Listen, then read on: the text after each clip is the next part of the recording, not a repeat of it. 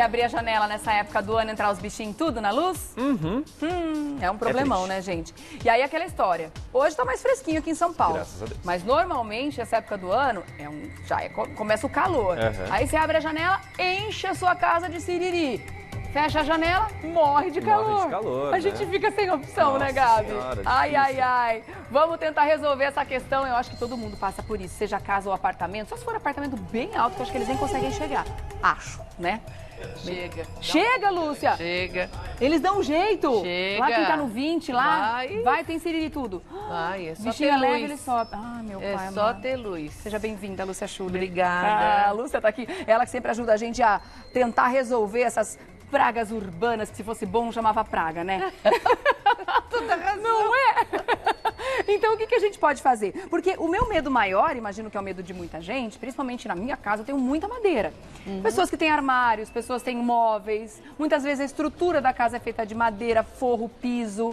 A gente morre de medo desses siriris serem, de fato, os cupins que vão infestar a nossa casa depois. Aliás, gente, uma vez eu vi uma festa, o cupim estava na beira do lago, tinha uma luz daqueles postinhos embaixo, e os siriris tudo ali, ele encostou embaixo daquele postinho, mas ele se alimentou. Acredito. Gente, ele ficou ali, eu fiquei só assistindo, falei, que cena legal! Isso é um controle biológico bom, tem um sapinho em casa. Nossa, mas não dá pra Tem que fazer um criar brejo em sapo casa, e não botar dá, um monte, não tem né? jeito. Não dá, não Haja dá. sapo, né? Haja Porque eles sapo. vêm em bando, né, Lúcia? É, eles saem em grande quantidade. Se a colônia está bem madura, então ela solta uma quantidade grande. Esses insetos são reprodutores. Tá. O cupim é um inseto social. Bom, vamos responder aquela primeira pergunta que eu deixei, então, no ar quando eu saí. Esse bichinho que entra, infesta a nossa casa, perde a asa e sai andando, é cupim? É cupim. Ai, ai, ai, ai, ai. Então isso é um problema, é uma preocupação. Cupim. Isso é problema. E a revoada, nós temos algumas espécies diferentes de cupim que atacam as estruturas urbanas, Tá. né? Então, na maioria das vezes, é aquele cupim subterrâneo. O cupim de madeira seca também pode revoar, mas na maioria das vezes é o subterrâneo mesmo. Qual a diferença entre cupim e broca? A broca não é um inseto social. Ah, Ela é um inseto solitário, é um besourinho bem pequeno. não é da família do cupim? Não tem É outra galera. nada a ver. É um Tá. coleóptero, não tem nada a ver com o cupim. Mas também se alimenta de madeira. Não necessariamente, né? O que acontece é que ela faz uma perfuração para ela poder colocar os seus ovos. E ela faz isso na madeira. Geralmente essa perfuração é rasa, não é muito profunda. Tá. Você vê isso em árvores vivas, em bosque. Tem vários tipos de broca que também tem o mesmo tipo de comportamento. Como é bom conversar com a Lúcia, eu achei que broca fosse um tipo de cupim. Não. Tem nada a ver, então. E aí ela coloca o ovinho lá. Quando esse ovo vira larva, que é um inseto de metamorfose completa, né? Quando ele vira larva, aquela larva começa a se alimentar daquela madeira. E aí começa a jogar o pó. O pó é isso aqui, ó. É um pó esse como se fosse um talco. Resíduo produzido por broca, fica um pozinho. Fica um pó mesmo. Tá. É diferente, é bem diferente Ó, deixa eu mostrar aqui. do resíduo de cupim. Que é um granulado. Você põe na mão assim, você sente como ele é áspero. Se você colocar numa luneta, né, num aparelho, você vai ver Olha a diferença. que ele tem umas ranhuras, inclusive. Isso aqui são fezes. Ai, Isso que daqui legal. não, isso Só que daqui é resíduo Da própria madeira. da própria larva que está comendo, ela vai mastigando e vai jogando fora. Tá, e isso esse aqui pó. é fezes Esse com madeira. São fezes com madeira, com saliva. Que bacana, só que não. Mas não tem cheiro de nada. Não tem. Só que isso aqui é um indício muito importante. Se você encontrar qualquer um desses resíduos dentro de armário, no fundo de uma gaveta, embaixo de uma cama, é cupim. Ou é broca. Então você precisa ficar muito atento para isso. Bom, me conta uma coisa, estava explicando o sistema da colônia do cupim. Aquele que entra na nossa casa voando, que perde a asa, são os reprodutores, é isso? São os reprodutores. E quem mais existe na colônia? A colônia é uma colônia bem complexa, né? E bem estruturada. Ela tem os reprodutores, tem os operários, basicamente, né? E tem os soldados. Tá. Então, os soldados, inclusive a gente identifica a espécie quando a gente captura um soldado, porque a cabeça desse soldado, ela é bem diferente de uma espécie para outra. Mas é uma cabeça bem forte e ele tem mandíbulas também para defesa. E os operários também têm mandíbulas e podem ser fêmeas ou machos. Tá. É diferente das formigas, que a maioria é fêmea, né? Tá.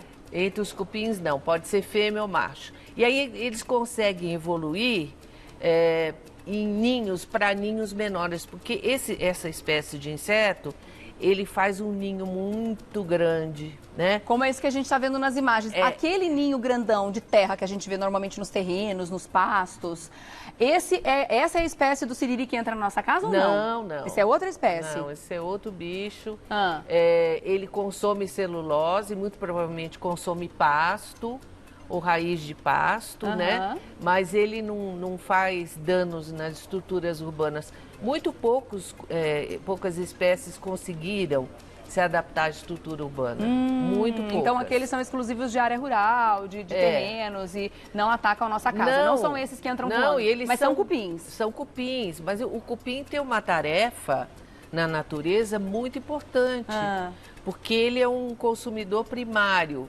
Então ele regenera nutrientes, ele aera o solo. Ele faz uma limpeza? Podemos dizer assim? Ele consome o que está morto, ele consome. E com isso, inclusive, eles equivalem os cupins às minhocas. Elas têm um trabalho parecido, cupins e minhocas, no sentido de benefício para o meio ambiente. Para o solo, para a terra. Olha que então, não tem necessidade de você sair aí exterminando aqueles cupinzeiros. Inclusive porque eles servem, né, de alimento para muito bicho. Ah, sim. Né? Não é só tamanduá e esses bichos, né? Mas tem muito mamífero que consome os cupins. Então, são importantes, tem o papel deles. Sim. São importantes. Agora, os que entram na nossa casa podem sim abalar as estruturas das residências, né? Podem. Então a gente precisa controlar. Vamos mostrar como? Pode, mas não é assim da noite para o dia, tá? Uma colônia de cupim leva uns 5 anos para amadurecer, começar a liberar os seus reprodutores e começar a demonstrar o estrago. Não é assim da noite para o dia. Os que entram na nossa casa voando, entram machos e entram fêmeas, é isso? Entram machos e entram fêmeas. Aí eles vão fazer um acordo entre si ali? Aí eles se encontram bioquimicamente, né? E eles caem. Quando eles caem, a asa dos cupins tem tipo um serrilhado. Então, a natureza já facilitou isso para eles. A asa se desprende desse serrilhado, ele fica com um cotoquinho de asa e aí eles vão procurar um lugar para ficar. Nesse meio tempo, tem bicho que come, né? Não são todos que vingam, mas alguns vingam. Então, eles procuram cavidades, espaços escuros para eles começarem um ninho. Tá. E aí, dentro do ninho é que eles vão começar a copular. Ah, tá. Não é assim. E aí demora até que esses ovos demora. Saiam e os bebês então, virem. Eu falo isso para as pessoas não ficarem apavoradas. Uma madeira dessa aqui, por exemplo, passou por quanto tempo até chegar nesse estágio de degradação ou de uma colônia como essa? Tem muito tempo. Eu não sei precisar, não dá pra precisar. mas foi tirado realmente de uma área que está infestada. Você vê que é uma madeira bem sólida, né? Não é frágil. E as madeiras também têm preferência diferente. Tem madeira que tem substância que é repelente ao cupim, naturalmente. E outras que são, o pessoal fala madeira mole, madeira dura. Não é bem, é a substância que está lá, que apetece ou não. Tá? Dá pra gente dizer quais são as madeiras que eles não costumam gostar? Eles não gostam das madeiras nobres, né? Tipo mogno, tipo peroba. Aglomerado eles também não vão, né? Não. Eles não gostam daqueles compensados, que é o famoso MDF, eles não vão. Não vão, mas importa você tem muita infestação de cupim. Mas o que é mais presente é em batentes de porta. Tá. Eles gostam telhados. Aquelas madeiras madeira pinos, eles inteira. gostam. A pinos é... Pinos é gostosinho, deve ser tipo sobremesa para eles, porque infesta rapidinho, pinos né? Infesta muito. Inclusive, no laboratório, a gente usa pinos para criar os cupins, né? É o alimento para eles. Tem um monte em casa, eu sei bem o que é isso. Papel, né? Papel é muito importante. Vamos falar então sobre como resolver. Você trouxe um equipamento aqui, para que serve esse equipamento, Então, Lúcia? esse equipamento é um boroscópio, tá? Vocês estão vendo uma luzinha boroscópio? acesa. É igual o endoscópio, quando a gente vai fazer endoscopia. No estômago. Então, é a mesma coisa. Só que como o cupim é um inseto críptico, quer dizer, ele vive em áreas fechadas, porque ele não enxerga, né? Então ele precisa ficar no escuro e ele conta com outros tato, paladar, olfato, outros sentidos, exatamente. Então, a gente pode observar, por exemplo, tem uma área que está infestada e você quer tentar ver pelo menos até onde que está a infestação. Então, você faz uma pequena perfuração com broca e insere essa luz, né? Que aqui tem uma lente também. Então, você vai vendo, você pode fazer Mas ele é só para diagnóstico? É só para diagnóstico. Não é tratamento? Não. Vamos falar do tratamento, então. Tem que ser com veneno? A gente tem que passar veneno nos locais. Tem, mas tem que saber onde passar. E quanto passar e com muito cuidado, porque é perigoso, né? Tem muita gente com problema aqui. Nossa, agora que eu vi, chegou um monte de perguntas sobre isso. Gente com problema de cupim nas portas, por exemplo, anomastria. O Paulo está dizendo que tem bastante... aparece cupim, toda vez ele coloca produto, mas aqueles aerosóis, mas depois eles voltam. Enfim, tem bastante gente com problema aqui. Você trouxe o aspirador para quê? Me conta. Então, você imagina que os bichos estão entrando pela janela, né? Você não tem barreira, eles estão entrando. Então, o aspirador é uma ferramenta importante, porque a tendência é eles caírem no chão.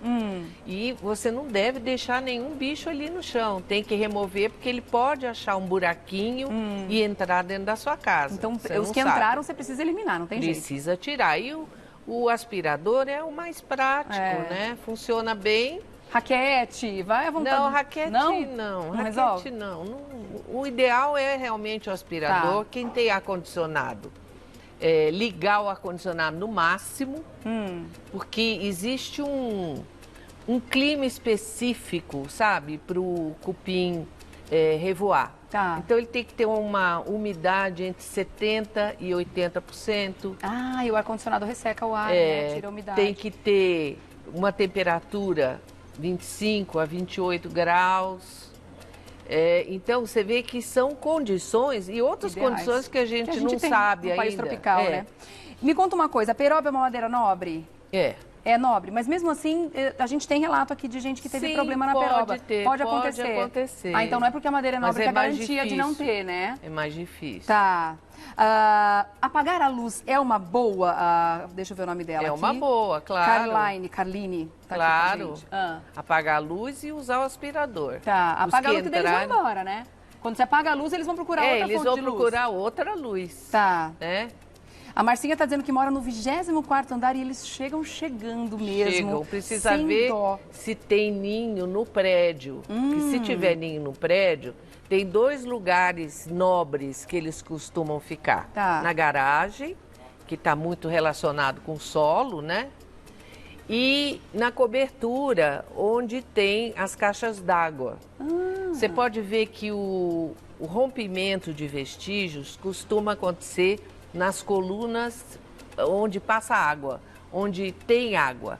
Então é coluna de banheiro, né? No prédio, o banheiro é tudo no mesmo lugar, né? Então, coluna de banheiro, coluna de cozinha, porque quando você higieniza essas áreas, e o brasileiro gosta muito de jogar muita água, a água vai infiltrando ali. Vai criando a condição úmida que eles amam. Então vai condicionando. E esse bicho precisa de umidade. Entendi. É muito comum ele estar relacionado com a caixa d'água mesmo. Então o síndico do prédio precisa atentar para isso e fazer uma dedetização completa, é isso?